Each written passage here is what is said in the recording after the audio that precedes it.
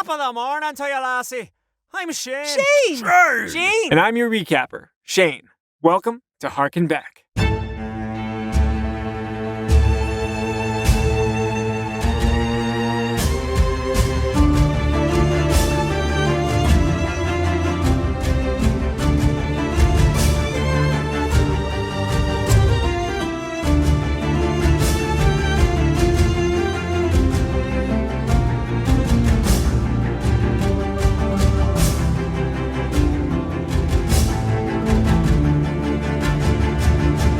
In search of protection from divination by way of enchanted necklaces, our heroes followed the guidance of the wizened smuggler Gideon, also known as Seeker, up the Bartok Rise to a massive tree, a towering tabernacle dedicated to Elduria, the old god of nature.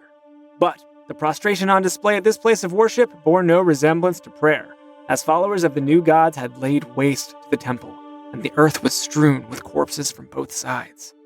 Hoping to heal this spiritual rift, Kellic burned away the bodies he could, but some appeared to be immured by roots and vines, as though held in place by Elduria herself. Is the earth taking her course, albeit perhaps linked to some kind of energy that pervades the land here? Maria. And a purplish flame will come up. It doesn't actually burn the body as you would expect it to do.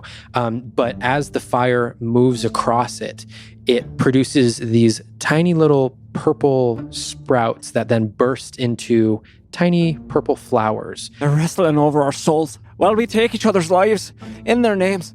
They don't care if we squabble down here and bleed for them. They just want our last breaths. Soon they found material, while incorporeal, evidence to support this theory. And I will sort of looking to it, keeping eye contact with it as I kneel next to the body. And it sort of looks at you and it can see what you're about to do. And it comes over and it sort of kneels right next to you. And it looks in your eyes and it shakes its head no. And it looks up and with a ghostly wave, it raises its hand and points to Shreya.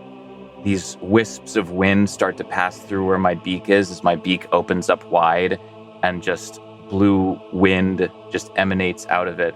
And I reach my hand through it and then bring that wind and redirect it down into the body as I cast Dispel Magic. As you cast this and your spell overtakes the body, you can see the pieces of flesh and clothing that had been singed by whatever spell had killed it begin to soften out and smooth. And it almost seems to mend the clothes and heal the body. And you look to the ghost, who at this point stands up, and they look out, looking to a figure who is not there, looking like they're reaching out and clutching someone else's hand.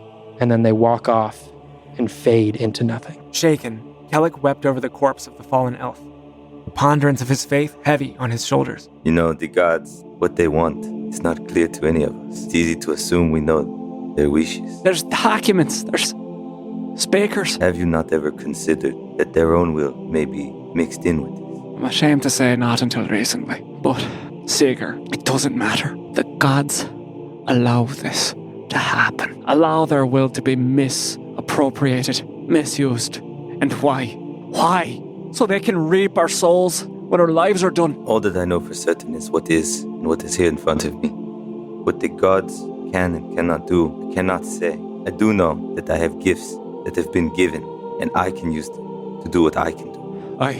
We are the agents of repair, but we're left to our own devices, and the strength it takes, the measure, for us to use our talents wisely. If the gods can't be, then how can I be expected to undo all that's been done? You can't. But what you can do, that bunch downstairs, they follow you. They need you. They are your charge. You can't save the world, but you can save who's in front of you. But not all was bleak in this dark hour, as the amorous avians amiably acquired element for the party. I wish I could say that I felt jealousy, but I'm only impressed. Well, you didn't do bad yourself. Right on to the business. As I toss the rabbits up and skewer them on a javelin, and then just immediately start roasting them above my staff. Say, that's a pretty neat trick. the flame kind of erupts out the top of the staff a little bit more intensely. A quick-thinking detect plant spell from Shreya led the gang further up the mountain to a series of destroyed buildings, a post-usurpation collection of shrines to the old gods. After a skirmish with the undead, Olma burned away the overgrown plant life to let the sun shine on the Fountain of Famir and the shadow fall on whatever eyes traced their footsteps. You all are destined for good things. Whatever that means, right? Whatever it means. We are the agents of repair. Folks like us, Gideon. We are the ones who will fix all this. Make the world a better place. No matter what gods, no matter what wars, it's upon us to rid the world of evil. Seeker took his leave, looking fondly upon these odd companions, but his services came with a price. Flynn offered his sword as payment. But you're bonded to it. It has your name on it. Nobody else can use it. May I hold the blade? Sure. And I hand it over to him. He'll kind of wield it with a familiarity to such blades. If you'd be willing to part with it, this would make a fine payment. Can we go get Shreya and get out of here? Yes, time is of the essence. Good, because I'll hold my hand out and I'll summon my sword back. Because I think there might be someone looking for us now. The party agreed to continue on to Oakenspire, where Olma's wizard friend Xavier was being held. Is there any chance that we can go to the capital? If I were you, I think I would stop at nothing to follow them. I think I would do the same. Can't let you do it alone, Olma. I don't want to do it alone because when I'm with you, I'm able to control my magic a little bit more, and I haven't made any buildings explode. I'm in. Yeah? On their way down the mountain, though, they encountered a mysterious scene. 2 ancient warriors locked in their final death strokes. You can see 2 skeletons kneeled down on the ground, sort of facing each other. And you can see clutched in both of their hands swords. And you can see each one of those swords is driven through the other's torso. They'd soon find out that these soldiers were cursed to do battle for all eternity. But there was no time to consider the implications, as Olma stepped into a snare, and our heroes were set upon by an enormous cyclops. Shreya, you see her, and then you see around her ankle a rope come taut as it wraps around her ankle and begins to yank her off into the trees. What? I was just about to scream, "Be careful up there, Olma!" A perilous battle ensued. Kellic, still wounded from their fight with the undead, fell to the blows of 2 giant goats, while Olma's wild magic flared up and drenched the battlefield in a thick fog. To make matters worse, Flynn went down himself and came back up as his profane passenger. Flynn, you wake back up, and as you're taking your breath, you see stone walls around you. You see a table in the middle of this small circular room. No. Oh, not right now. And you see a door in front of you. No! As a shadow begins to loom over your shoulder. Everyone else sees Flynn pop back up, seemingly fine. He looks good and ready to go. He grabs his sword in his hand, and he looks down at it, and he lets go, and it drops to the ground as his eyes roll back into this black swirling mass, as his eyes darken, and the horns on his forehead begin to grow a little bit more, and almost crest even the back of his head. They survived, and Flynn seemed to revert back to himself. But something was amiss. Make a medicine check for me. There's a 22. His eyes are back to normal. The horns, though, are still a little bit further back. They have kept their growth. Looks like him, sounds like him. So as you're checking me out, I'm like feeling the horns and I'm just like, man, does this look better or worse? As we're looking across this battle-torn scene, how are the skeletons doing? Kellic, you are checking out these bodies, and from behind you, you hear as Flynn, you regain consciousness. Where'd it go? The Cyclops, or? Yeah, I was just fighting it and it's gone now. How do you feel about your horns, Flynn? Aw, did they grow? Oh, they grew. We just had this conversation. As they made camp and tied Flynn to a tree, Shreya came upon an unusual gnome with an unusual mount. And you see a massive bug, the size of a pig. And on top of it, on a saddle, riding there, is a young, fresh-faced gnome. My name is Ernest. Ernest Hollowpot. Ernest Hollowpot!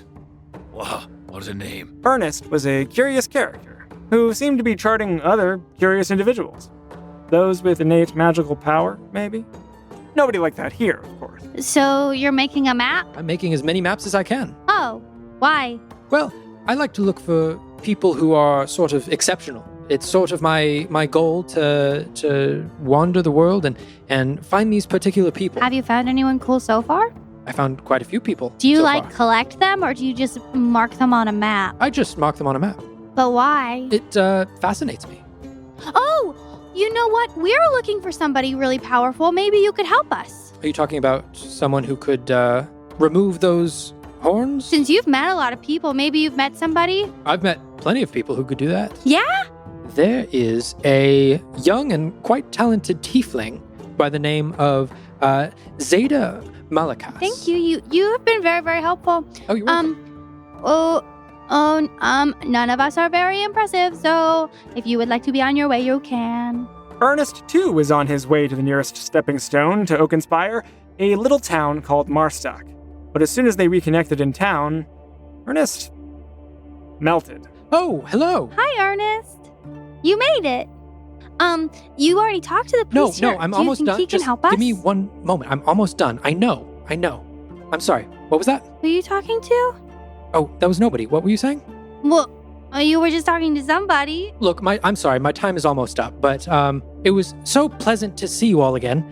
And as he finishes his sentence, the band over the top of his head glows for just a brief moment. You hear a little bell chime as his flesh and form in front of you completely melts down to the ground as if it was clay melting down to the ground, leaving nothing but a pile of this brown liquid and a copper band. It was here, atop the goopy remains of Ernest Hollowpot, that our heroes happened upon the peculiar wizard, Hayfried. What's your name? They call me Hayfried. Well, again, I'm Flynn Fellowweave, and I'll look to Kellic, and I'll give him like a little smile. And I'm part of the Agents of Repair. Learning of Flynn's affliction, Hayfried decided to help our heroes in a multitude of ways. He led them to his domain in an alternate dimension. You see, he had something of a checkered past. I had to get people to talk, and a lot of the times that's not something easily done. And you did this for this. A few different rough crowds. Now, I'm ashamed of it. I still haven't made peace with it. We all fall off the path sometimes. I felt pretty hard. I pointedly look over at Alma. You're quite capable. I mean, look at what you've done here. You can apply those powers for good, for helping folks. I tried that for a while. Always seemed to just go worse. Well, you're going to help us, and it's going to go fine. Oh yeah, one of Hayfried's rough crowds was the Order of the Red Wolf. But he's on the straight and narrow now, so, it's whatever. Orders will come down from on high to take different strategic positions and just cause chaos. And what is on high? Who do they serve? A man named Corvin Amberstone. Something about a storm in the middle of the waste he was trying to find. But Corbin's been dead for a long time, so... Last I heard, he's still kicking. And he knew a spell that could remove Flynn's perverse parasite. I'd say you are a threat to your entire group and to everything around you. I say we get this thing out of you as soon as possible. What's to stop it from just hopping into another body? We need another body for this to go into. All it needs to be is something with a heartbeat and something about our size. I don't know, I've seen a couple sheep around town. The idea of moving Flynn's tormentor onto a helpless animal was a heavy proposition, so a debate ensued. We're taking its life. Yeah, and I don't want to do that. You eat animals to live, okay? This is using an animal to save your life. I don't see the difference. I don't want it being locked in a cage. She's not wrong that displacing this burden isn't much different than the other necessary sacrifices we make. I think this is the beast inside of you talking. Alma, calm and down. he doesn't want to leave you, and that's why you won't. Enough! This is my burden. When I eat an animal, it doesn't live forever in a cage. It goes on, its spirit goes on. But if we lock something in a cage, it'll be there forever. And its body gets taken. I'm not doing that to something else. We've been traveling with him up until this point, and I do tend to agree that all of the beings on this earth are owed a life that they choose, not a life that has been thrust upon them. This is an unnecessary risk. An unnecessary risk, like the one we took when we went to the prison to spring your friend Xavier. We take risks to help each other. Why can you not see this as helping? Sometimes we have to make hard decisions. I understand that, Ulma. But we have to make these decisions together. You trusted me, and I appreciate that. But I don't have a creature living inside of me. And we can fix this. And it's my fault that it's even inside of him, and you won't even let me fix it. Hoping to get a little more context, they put Flynn in one of Hayfried's magic cages and drew his hitchhiker to show its face. Was ronoth irdu. What does that mean? Basically, he serves the outcast. Vasronath means outcast. It means the outcast. Yeah. Irakdolf induast. He said he wants chaos, but he also said that he wants to kill all of us, so that was a little cherry on top. What more chaos do you want? The world's at war. People die for no reason, all the time. Balikdan o bast irmadu. He says there's always more chaos to be had, as long as there are gods in the sky. Did I mention requisite bargaining from creature living in your head? How do you feel about making a deal? I take your body. I will give you a new one, better than before. You will have abilities that you have never even imagined. You will be better in every way. You see your friends out there. I will kill them all. I promise you. And I promise I'll stop you.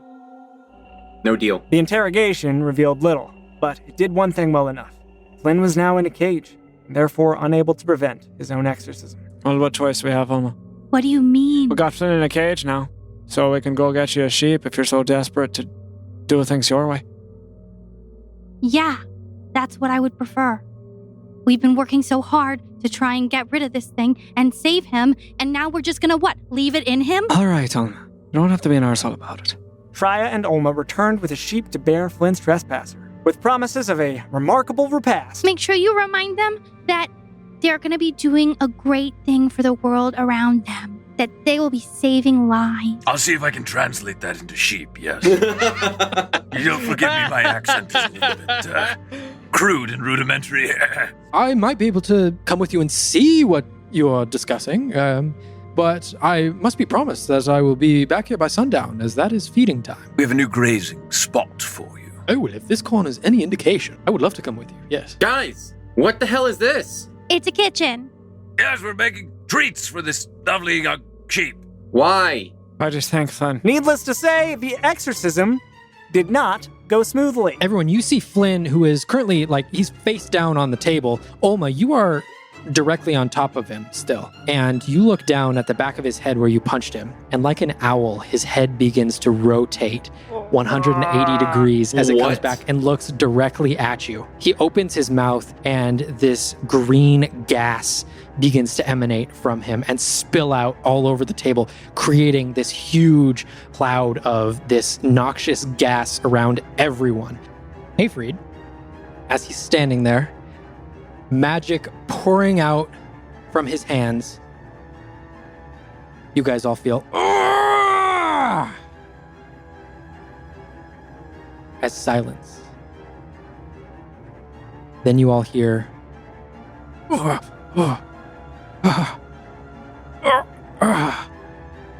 Dum. Dum.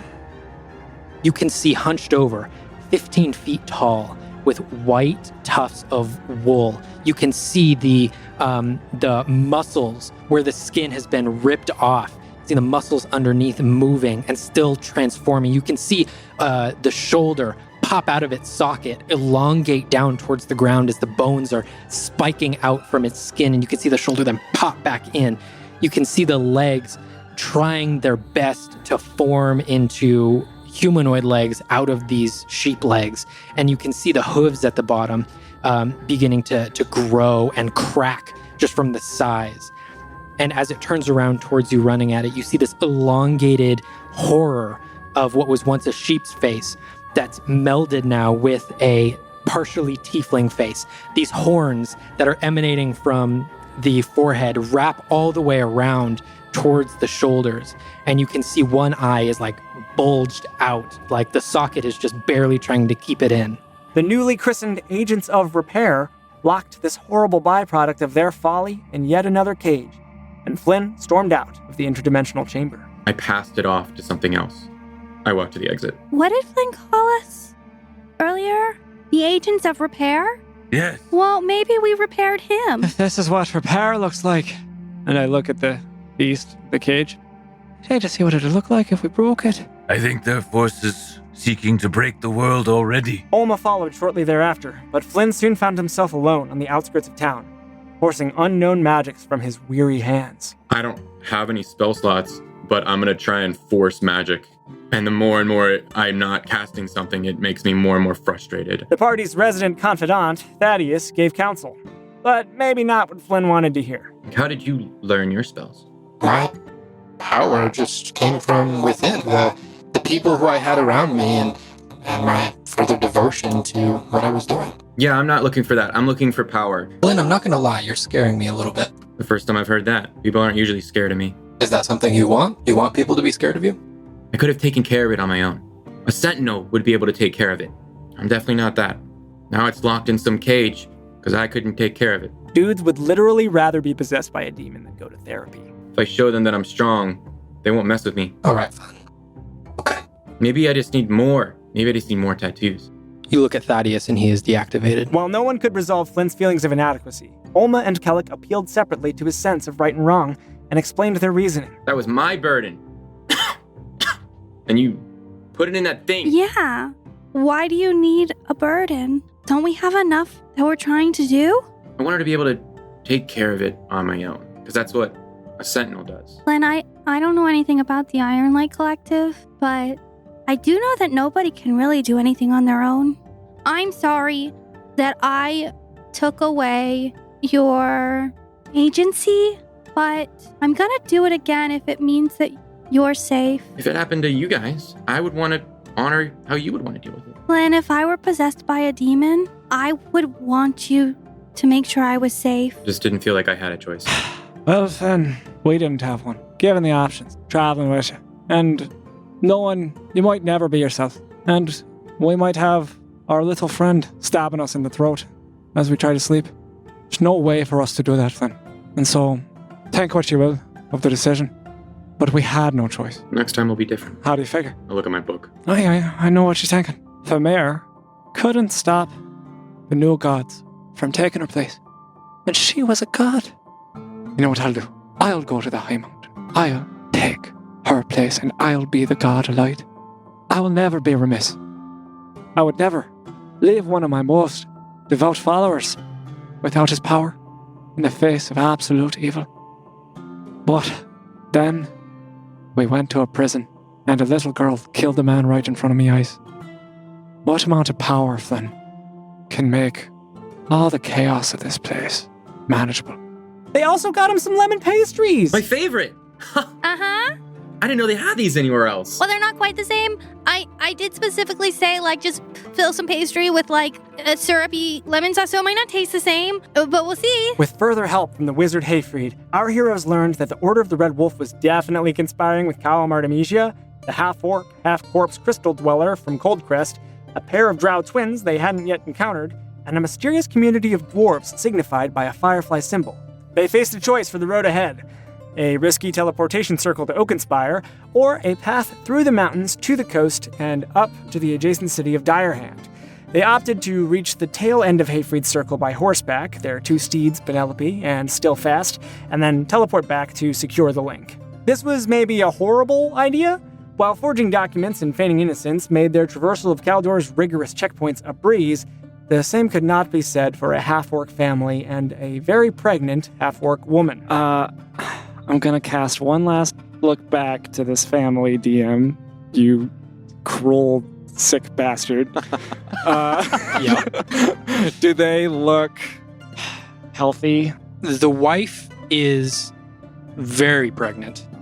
As you know, coming from Marstock, it is a journey to get back to the closest civilization. As a medical professional, you would not advise giving birth in the wild. Unable to close the figurative temple door on another child, Kellic bargained with Olma to go back to the family and help them reach their destination safely. We can't help them, and it's not our fault that they didn't get in. I can help them. No, Olma. you can't, because we have to go. And I choose not to, then it's as good as killing them myself. It's just like when you decided with Flynn to get off the boat and help at that big giant war, and then Flynn blew up a ship full of people. It's not the same as an ill-begotten war. How do you know? It's not about defeating a foe. The foe here is the elements. You don't even know who that person is. I know. But I care about people I don't know. This also was maybe a horrible idea. Oric, the stubborn father of the family, was hell's-bent on taking a shortcut through the mine, and Kellic and Flynn felt obligated to protect them from their own foolhardiness. Despite it being a shorter route, Olma was heavily against this option, as it was clearly safer to take the long way around, and they'd already passed the checkpoint with ease. Trya was a dog. Okay, Trya, bark once if you're for going back to help the family, and twice if you'd rather proceed down the road toward Oakenspire. Oh, come on, Trya. Simple instructions. I think it was a 1? Hey, that was like... It was like... it's like 1.5. It was... Yeah. It's more like a whine, actually. It wasn't really a bark. Trya, go the direction you want to go. And then I just sit down. So, Olma was outvoted, and the fractured party plunged into this mine of untold depths. Well, you can say I told you so when we're all blading to death in the cave later. I will. Okay. Sneaking past slumbering hook horrors, the agents of repair led the half-orc family down a series of tunnels marked with an anvil, unwittingly betting their lives on the idea that they would lead toward dwarven civilization. Instead, they found an abandoned forge, inhabited by baby fire giants. You guys are sprinting, and you guys can see the exit, and you guys are almost there, and you guys hear... We keep running. We don't stop to hear things. As you guys continue running, you guys are hearing this. Oh, and the regular adult guy also. A massive fire giant begins to walk into the room. They scrambled. Olma and Flynn ran distraction while Trya and Kellic ushered the family through the tunnel. But once again, our heroes had bitten off more than they could chew. Flynn, this Bring it. huge flaming chunk of metal is hurled at you, and you are still on the horse, right? Is it a crit? You want to come see what it is? It's a natural 20. Yeah. This bludgeoning rock hits me and the horse, and I fly off it. Land on the ground unconscious. I turn to look at Kellic, and I shake my head, and then I run. You can say it now. I don't say anything. I just run past him, and I shove him out of the way as I run. The party escaped this mine of terrors, but not before discovering they were hot on the footsteps of an invisible assassin. 2 drow sitting there on either side of the hallway, throat slit and What? blood poured What? down their body. No. A calm meadow greeted them at the mouth of the mine, but the loss of Penelope and their disunity on the correct course of action prompted further bickering and fallout. Olma? Oh, now you want my opinion For fuck's sake, Olma. on what we should do? For fuck's sake, Olma. No, I'm done with this, all right? You listen to me. The only reason we're going to help your friend who we don't know and who is probably a very dangerous person is because we're good people who do kind things for people, right? You want us to help you?